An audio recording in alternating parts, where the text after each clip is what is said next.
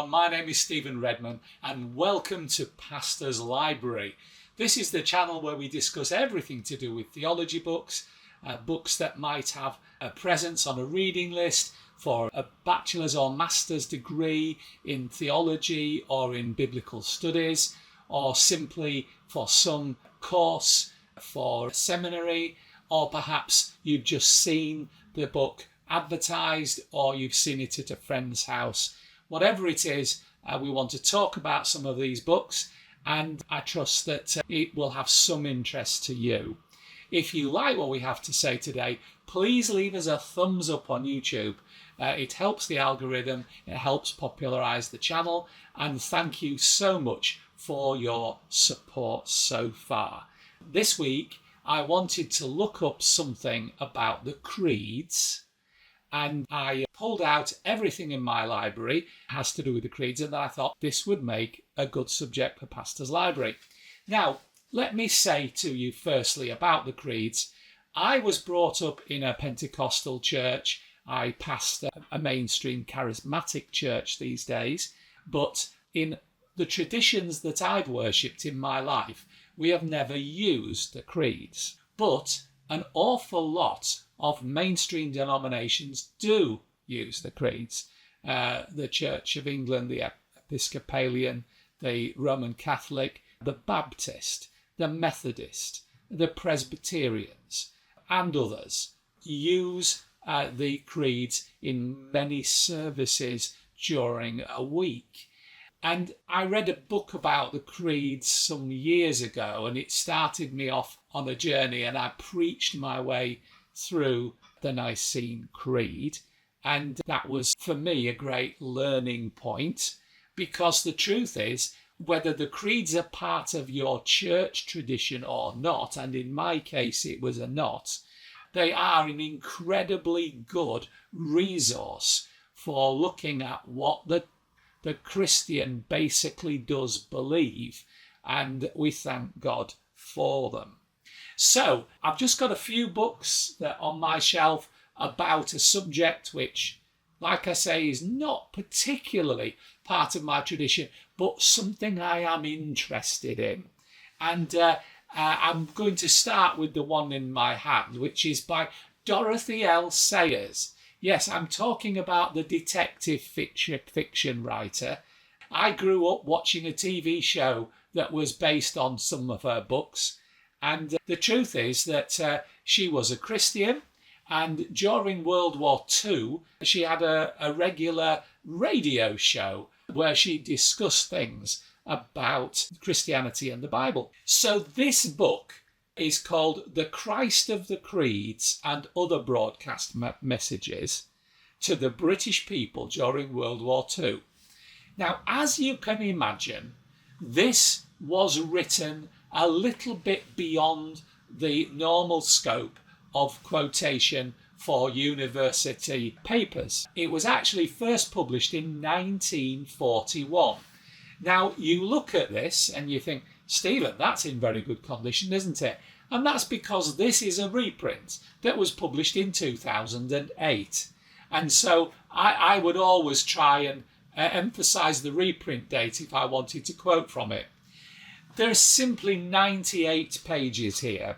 And whereas Dorothy L. Sayers, I would never say, was the greatest theologian of her age, she did have some great things to say. And I understand from reading around the subject that her programme was very popular on the radio. So, what is there to say about this? She goes through everything about Jesus, and she bases it on the creeds. And that's part of the book, and then there are other parts of the book, but it's all about Jesus. Now, all I would say to you is this a definitive book on the creeds? The answer is definitely no, but I have this in my library because it's actually a really good read. It's a quick read, 98 pages, you can do that in an evening. I really did get a lot from this, and to me it's got a warm place in my heart. So that's my first book on offer to you today, and it is widely available. So that's one to consider. Now, this one is by Francis Young. It was published in 1991 and then revised and reissued in 2010. It's 121 pages. Despite having a film star on its front cover, this has a lot to talk about. It talks about the origin of the creeds, the key beliefs, a line at a time, and it's definitely worthwhile. It was published by SCM Press, so it has a bit of a pedigree. Alistair McGrath, now he is a guy who is always worth reading. He's technically retired now, but it doesn't seem to have stopped him writing, which I'm quite pleased about, really. This is part of the For Everyone series. You remember Goldingay did the Old Testament for Everyone, and N.T. Wright, Tom Wright, did the New Testament for Everyone. Well, there were then a few books called Christian Belief for Everyone that were tacked on. Some of them were done by Alistair McGrath. There weren't a lot of them, but this one is about faith and the creeds. And this is typically about the sort of size of a For Everyone book. This is 115 pages. It was published in 2013, and it's pitched at the same level as the For Everyone books. So really, it's widely accessible. There is nobody you couldn't really recommend this to. And I do believe McGrath puts a good thing together for this. Again, I think this was a one evening read for me, but it's an excellent book, and it gives you some fundamental grounding in the creeds. Now, this is a more recent book. It was printed in 2023. It's 231 pages. This is a hardback with a removable slipcover and a nicely printed hardback as well. Now, what I would say is it may be 231 pages, but the font is fairly big. And this has, again, the typical approach, a bit about the historical setting of the creeds, and then it sort of deals with it. It deals with it in sequence, line by line. And I think that this is focusing on the Nicene Creed alone, but it's not overly academic. Again, this is fairly accessible and offers a good read. Now, I've got another book here by Alistair McGrath called I Believe Exploring the Apostles' Creed. So it's the earlier, simpler one. This was published in 1991. Mine's a reprint from 1997, and it's 120 pages. Again, this is easily accessible, but this is a little bit more academic than the first book of his I showed you. For example, this has got a bibliography at the end of each passage. It's really probably aimed at small study groups because it has questions at the end for you to go through as a group. And the list of further reading is tailored to each chapter. Now, I would say as I've gone through these, I have tried to sort of give them a sort of a precedence level. And by the time I've got to this book, what I'm saying here, I think, is now this is a really good book on the Apostles' Creed. I would suggest to you that McGrath really offers us something here. And this isn't expensive. It's a very accessible book. I would say that is a good one to aim for. Now, here is another, well, in this case, post-Second World War book. I have done a video before on Austin Farrer, who wrote this. Austin Farrer, I think, was one of the great theologians in the public eye in the middle of the 20th century. And this is 95 pages. It was initially published in 1958. My copy here was published in 1989. And I don't know what to say to you about Austin Farrer, other than if you haven't read him, you really ought to read him. He offers a great level of insight. I mean, for example, he wrote a brilliant commentary on the book of Revelation at a time in which people weren't printing really good commentaries on the book of Revelation. And there are things in that which I have never read anywhere else. I think Austin Farrer had a great mind. And here he turns it to the creeds. And I would seriously say that this is ideal for you, whatever your denominational background. You will find something about primarily the Apostles' Creed. It's widely said of Austin Farrer that he was one of the few geniuses produced by the Anglican Church. I think that's a fair judgment of him, that he was a genius. So, for example, he has titles like I Believe in Jesus Christ, conceived by the Holy Ghost. I believe in Jesus Christ who died and rose again. And it's all linked to the Apostles' Creed. You might find this is hard to get hold of. You might find it's expensive. But have a look. You might find one reasonable, and it's very good. You'll never get away with quoting that in a university essay. But it doesn't mean it's not worth knowing. Now, I'm getting on to now the really top books in my shelf about the Creed. And this was published in 2005. It's 324 pages. And it's by the great Luke Timothy Johnson, great commentator. He has produced some of the most meaningful works in our theology production over the last 30 years. I do like what he writes. Do I agree with everything he says? No, I don't agree with anything anyone says sometimes. But he has done some great work. And I would suggest to you that looking through the 324 pages here from this 2005 edition, you will get so much insight to the Creed. Now, what I would say is he comes up with things that you don't necessarily read elsewhere. For example, he goes on a lot about how cruel and how vicious crucifixion was. And that's not directly a line in the Creed, is it? But it is about the Jesus who died. And he goes into how that reflected on the Romans and how it was a real thing that Jesus underwent. And then he goes on to Pontius Pilate and so on. And every page in this was riveting. I really do like this book. And it's subtitled, it's called The Creed, and it's subtitled What Christians Believe and Why It Matters.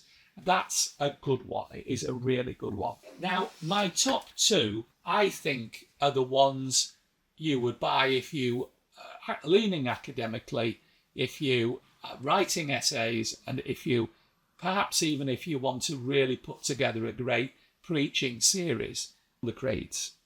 And this is by Michael F. Bird.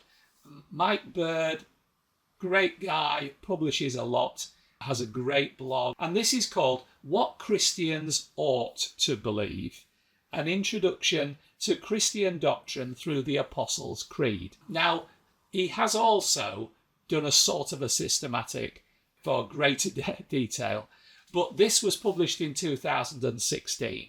It's 239 pages. It's very well written, very well written.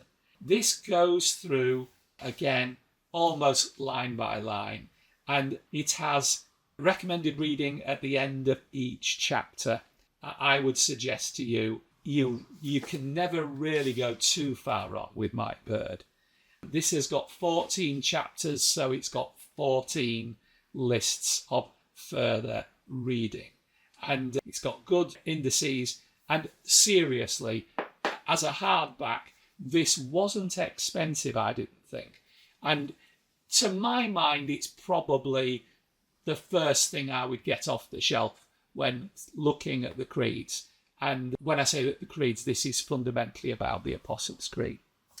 So, Thank you, Mr. Bird. Now, this is the book that really started me off on wanting to look at the creeds again.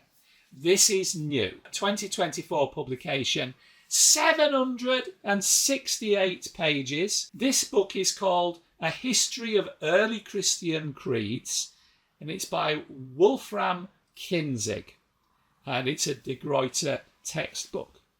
Now, what do I start at with this? Well, look, if you've watched a few of my videos, you know how big I am on the value of bibliographies. This has got a 51-page bibliography. It also has an additional 35 pages of ancient and medieval sources. And it goes on from there. You can pretty well say best part of 100 pages, pointing you to other things to read or letting you know what at least the author read. And I think this is an incredibly well-researched book. If you want to know where the creeds came from properly and look at it all in the wider context of the day, and if you want to look at the heresies involved that the creeds spoke against, then this, I would suggest to you, is the obvious one to pick up. This costs between £35 and £40 in England. I don't know if that might be $35 to $40 in America. It might be slightly more. But I would suggest to you, if you're an academic reader, if you're a student, and you want to know about the creeds, please think of this as your first purchase. The reality is, most of the other books I've shown you are a little bit preachy. They are written by theologians who wanted to get preachy. Maybe a few sermons rolled together that they had preached somewhere at some time. This is not remotely like that. This is a sheer academic, hard work book. You will not read this through in a day or two. This might be a book that you dip in and dip out of.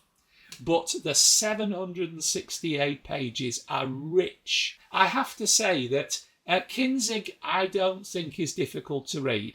You know, sometimes you get one of these wedge books and the person, however excited they are about the text, is not necessarily easy to read.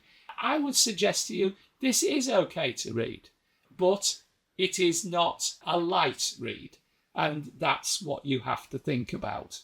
So he offers scholarly commentaries on the Apostles' Creed and the Nicene Creed, which means you don't have to look anywhere else for a commentary. And they are called commentaries because he literally deals with them line by line. And he raises the issues that have come up over the years when they were put together, and talks about known heresies and that type of thing. Now, what can I say about this? I am delighted with this book. And if this video ends up just being a way of promoting this book, then I don't think I've done the wrong thing. But I did want you to see what I have in my library about the creeds, and I wanted you to see that a lot of them are very, very accessible and not particularly academic. Would I like to get rid of my Dorothy L. Sayers? No, actually, I like that book. I absolutely love the Austin Farrer book that I talked to you. And I'm particularly fond of the second McGrath book that I talked to you about. Bird is a great thing. Johnson's a great thing. But this is a real academic tome, and I'm loving it. So that's what I have to say to you today about books about the creeds. I think whatever background you come from, the creeds are well worth knowing and reading about them. And what I've offered you today is by no means all that's out there, but it's what I do have. And I can recommend these reads to you. So thanks for listening. Thanks for commenting. Please leave your comments below. I do try to get back to you. And thank you so much for subscribing and clicking on the bell. These things help the channel and cost you nothing. So until next time, all I've got to say to you is bye.